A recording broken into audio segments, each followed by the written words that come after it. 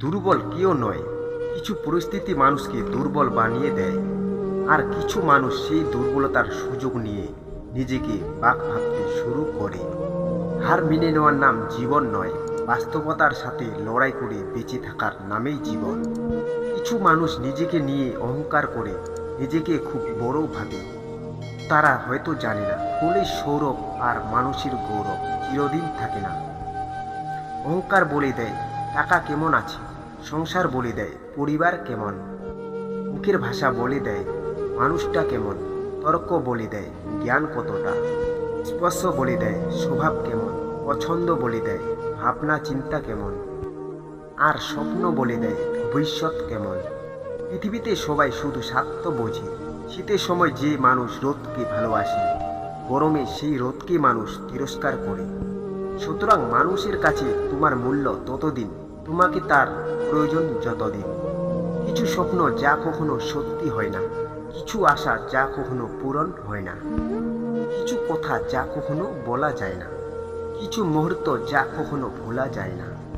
মন যার সাথে থাকতে চায়, ভাগ্য তার থেকে অনেক দূরে সরিয়ে নেয়।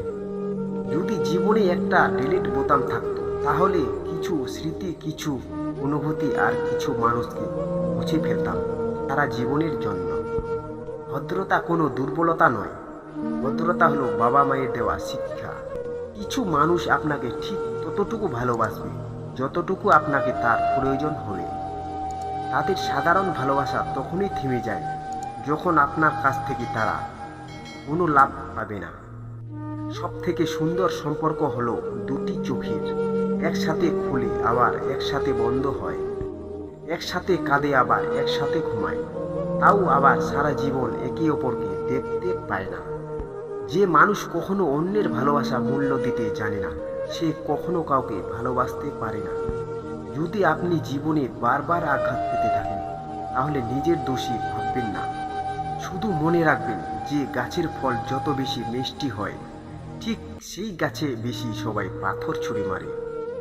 বাঘ সামনে লাফানোর জন্য এক পা পিছিয়ে যায়, ঠিক তেমনি জীবন যখন আপনাকে পিছিয়ে দেবে তখন ভেঙে পড়বেন না। আসলে জীবন আপনাকে সামনের দিকে এগিয়ে নেওয়ার জন্য সুযোগ করে দেয়। তুমি কারো কাছে ভালো, আবার কারো কাছে খারাপ। আসলে যার মানবিকতা যেমন, তার কাছে তুমি তেমন। চেহারার সৌন্দর্যকে কিন্তু আয়নায় প্রকাশিত হয়, আর মনের সৌন্দর্য আচরণে প্রকাশিত হয়। সাহায্যকারী কখনোই ঠকে না, আর হিংসাকারী কখনোই জিতে না।